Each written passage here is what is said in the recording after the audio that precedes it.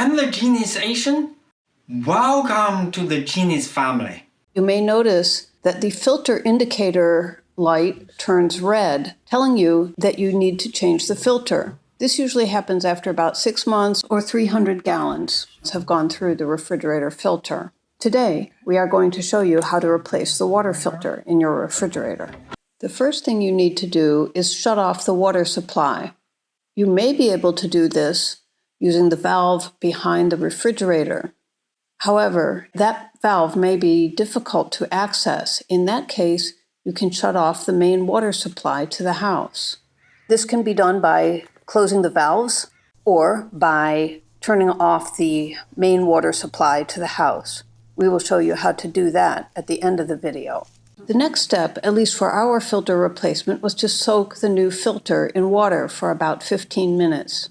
Read the instructions that come with your replacement filter to see if you need to do this or not, because we found that the instructions on the replacement filter said to soak the filter, while the instructions that came with the refrigerator itself did not mention this. When you're soaking the filter, you want to allow the air that may be trapped inside the filter to escape. The best way to do this is to soak the filter in something that allows it to be placed vertically, such as this pitcher here. If you place it horizontally in a bowl or pan, the bubbles may not escape.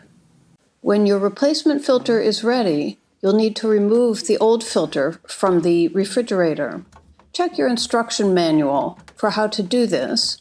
On this Samsung model, we had to turn the filter counterclockwise. There's an easy knob on it to turn. However, we found that the instruction manual for the refrigerator said that one would need to turn it a quarter turn, 90 degrees, but in fact, it would not come out until we'd turned it a full half turn, or 180 degrees. Now, we knew that the replacement water filter we have is labeled as HAF-CIN, whereas the original one in the refrigerator was HAF-QIN. Nonetheless, the company that makes the replacement filter said that it would be compatible with this model refrigerator, so we thought we would give it a try. As long as the diameter of the neck, where it attaches to the water supply, is the same, and as long as the door can close, this works.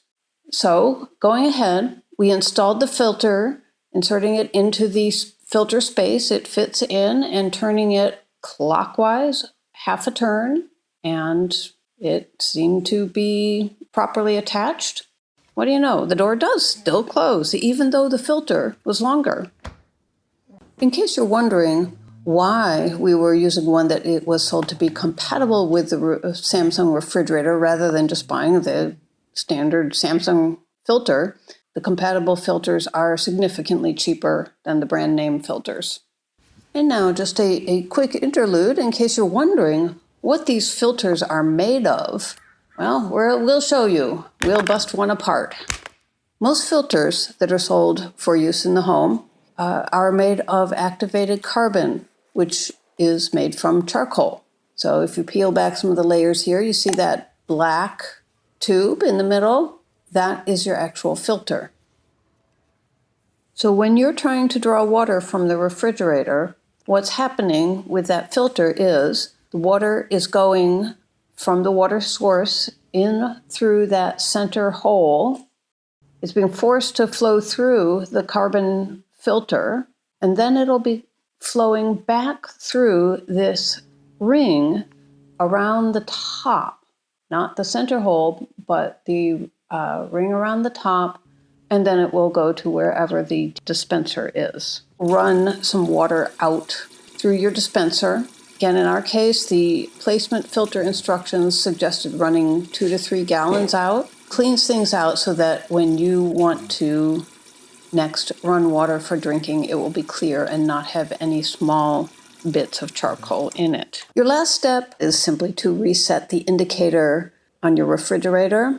And in our case, you have to open the refrigerator, press some of those buttons that are up there. We're trying, of course, to clear that red mark off.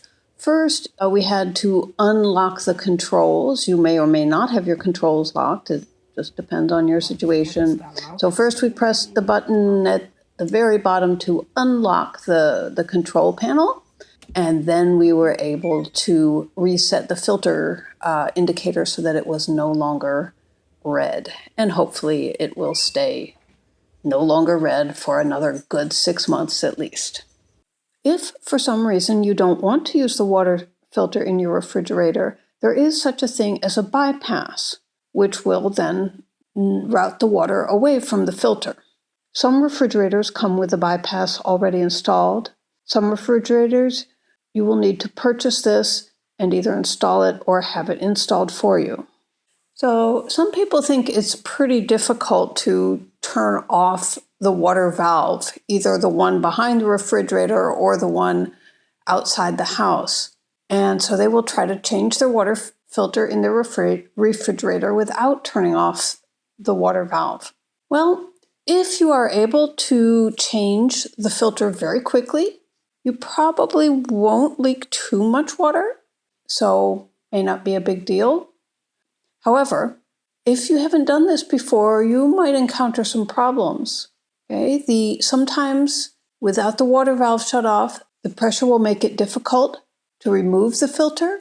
However, if you are not able to install the new filter correctly right away, if you install it incorrectly, things aren't lined up just right, then you may find that you have a significant flood. Of course, it would be wise to, after everything is done and you think you've replaced your filter correctly and the water's been turned back on, an hour or two later, do go back to your refrigerator and check just to make sure that there isn't some small leak occurring. Hey, and remember a little while back we said we would show you how to shut off the main water supply to the house? Well, here's that bit now, following. Put a screwdriver into the hole of this wrench. Adjust the opening of the wrench to fit the valve. You can turn the screwdriver and drop the wrench into a hard-to-reach small opening. Let's see this main water supply valve, which is buried underground. You drop the wrench into the hole. Turn the screwdriver. Now you can open or close the valve. A gardener with 30 years of experience who I spoke to really liked my method. He said he has never seen anything like it. Before you go back to your actual repair, find another faucet, it could be inside, it could be outside, that is lower than the one you are working on. Open it so that it drains the water out.